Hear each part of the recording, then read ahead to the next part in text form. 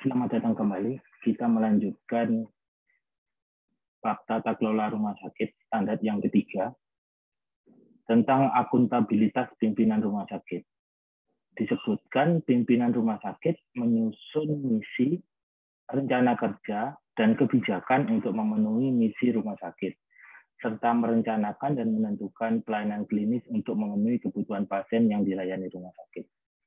Dari standar ini kita bisa menentukan kalimat kuncinya, yaitu pimpinan rumah sakit menyusun misi, rencana kerja, dan kebijakan. Kita akan masuk ke elemen penilaiannya. Elemen penilaian yang pertama, direktur menunjuk pimpinan rumah sakit dan kepala unit sesuai dengan kualifikasi dalam persyaratan jabatan yang telah ditetapkan beserta uraian tugasnya. Jadi kita lihat di elemen penilaian ini, kata kuncinya adalah direktur menunjuk pimpinan rumah sakit dan kepala unit. Jadi untuk telusurnya adalah karena elemen penilaian ini menunjuk, ada kata-kata menunjuk, maka ini adalah regulasi. Jadi telusurnya adalah regulasi berupa SK Direktur tentang penetapan pimpinan rumah sakit dan dilampirkan uraian tugas serta kualifikasi jabatannya. Kemudian yang kedua, SK Direktur tentang penetapan pimpinan unit kerja dan dilampiri uraian tugas dan kualifikasi jabatannya. Sehingga untuk identifikasi kebutuhan yang harus disiapkan rumah sakit adalah SK Direktur tentang penetapan pimpinan rumah sakit. Kemudian SK Direktur tentang penetapan pimpinan unit kerja disertai dengan uraian tugas dan kualifikasi jabatan. Nah, yang jadi pertanyaan itu apa pimpinan rumah sakit itu? Jadi pimpinan rumah sakit itu sesuai dengan struktur organisasinya dan sesuai dengan klasifikasi kelas rumah sakitnya. Jadi kalau kita melihat pada Peraturan Presiden Nomor 77 Tahun 2015, struktur organisasi itu sesuai dengan kebutuhan dari setiap rumah sakit dan analisanya menggunakan analisa beban kerja gitu. Namun kalau kita menilik pada ketentuan tahun 2006, Permenkes 1045, itu kita sebut bahwasanya kalau misalkan rumah sakit kelas A, strukturnya itu adalah direksi yang terdiri dari direktur utama dan direktur-direktur. Kelas B itu adalah strukturnya direksi dengan direktur dan wakil direktur.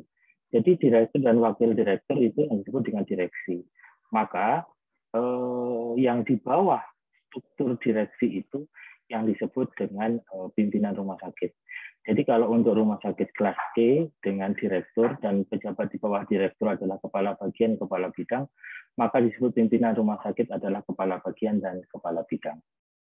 Kita lanjutkan pada elemen penilaian yang kedua. Pimpinan rumah sakit bertanggung jawab melaksanakan misi yang telah ditetapkan dan memastikan kebijakan serta prosedur dilaksanakan. Jadi kata kuncinya adalah bertanggung jawab melaksanakan misi. Jadi apabila ada kata kunci bertanggung jawab untuk melaksanakan misi, ini adalah aktivitas yang sudah terlaksana dan surveyor datang untuk melihat apakah memang misinya itu sudah dilaksanakan. Oleh karena itu, dokumen telusurnya berupa D. Nah, kebutuhannya adalah laporan pelaksanaan misi rumah sakit. Kemudian laporan pelaksanaan kebijakan rumah sakit dan laporan pelaksanaan prosedur rumah sakit. Nah, ketika laporan ini menunjukkan bahwasanya tanggung jawab untuk melaksanakan misi sudah dilaksanakan. Nah, konten dari pelaporan ini ada pada beberapa dokumen. Dokumen yang pertama itu adalah program kerja pimpinan rumah sakit, kemudian program kerja kepala unit, kemudian laporan kerja pimpinan rumah sakit, laporan kerja kepala unit, penilaian kinerja pimpinan rumah sakit, dan penilaian kinerja kepala unit. Nah, isi dari pimpinan rumah sakit bertanggung jawab itu ada pada laporan-laporan ini, kan gitu. Jadi laporan-laporan ini berisi tentang pelaksanaan tugas dari pimpinan rumah sakit dalam melaksanakan misi dan memastikan kebijakan tetap betul dilaksanakan. Kita lanjut pada elemen penilaian yang ketiga. Pimpinan rumah sakit bersama dengan pimpinan unit merencanakan dan menentukan jenis pelayanan klinis untuk memenuhi kebutuhan pasien yang dilayani di rumah sakit. Pada elemen penilaian ini, kalimat kuncinya adalah merencanakan dan menentukan jenis pelayanan. Jadi ada fungsi perencanaan yang kemudian di perencanaan tersebut terdapat jenis pelayanan klinis.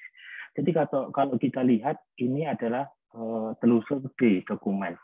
Jadi semacam ada rapat, di sana ada undangan, materi absensi dan notulensi tentang penentuan jenis pelayanan klinis.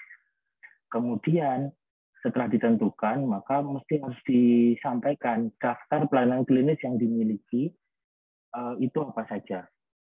Nah, melihat telusur dokumen yang seperti ini, maka rumah sakit yang perlu disiapkan itu adalah undangan, materi, absensi, notulensi, penentuan jenis pelayanan klinis. Nah, jenis pelayanan klinis itu adalah merupakan pelaksanaan dari rencana strategis rumah sakit, di mana di dalam rencana strategis rumah sakit terdapat perencanaan jenis pelayanan klinis, terdapat perencanaan pengadaan sarana prasarana, baik itu adalah pembangunan gedung atau pembuatan alat-alat kesehatan. Kemudian yang ketiga adalah program rumah sakit.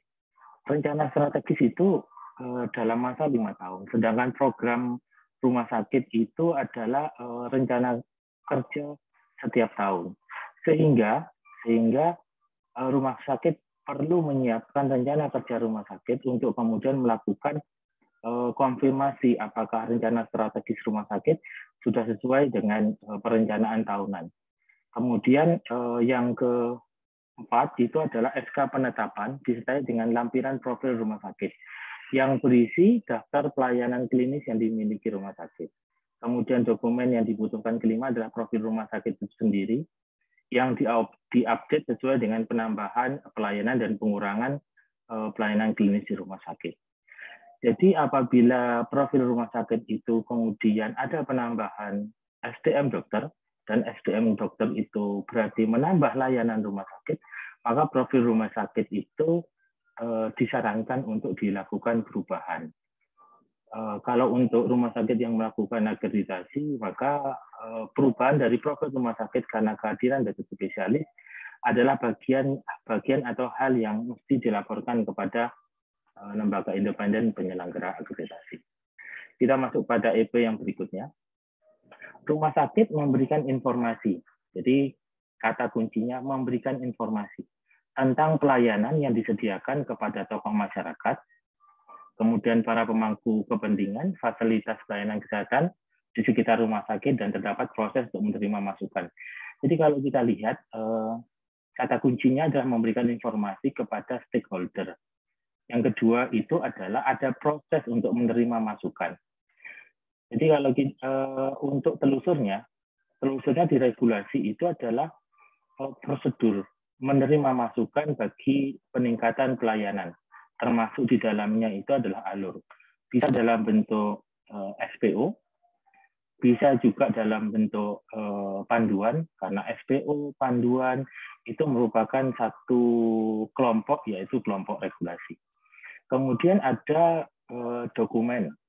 Nah, dokumen ini apa? Dokumen ini bisa kita lihat pada kata kunci memberikan informasi kepada tokoh masyarakat. Berarti ada undangan, materi, absensi, notulensi, pemberian informasi kepada tokoh masyarakat. Kemudian undangan, materi, absensi, notulensi, pemberian informasi pada pemangku kepentingan. Kemudian undangan, materi, absensi, notulensi, pemberian informasi kepada vaskes sekitar. Oleh karena itu, rumah sakit perlu menyiapkan dokumen-dokumen yang kemudian memberikan informasi kepada surveyor kebutuhan untuk telusur.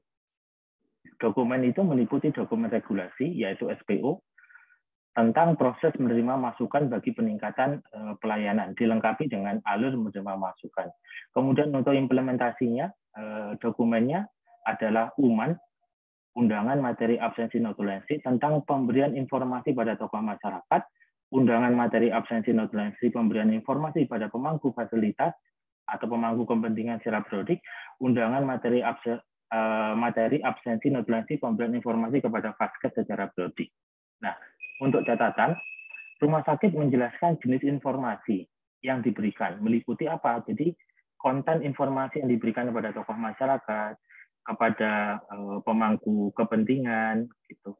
Kemudian kepada fase sekitar itu meliputi satu informasi tentang layanan, yaitu jenis pelayanan klinis yang ada di rumah sakit.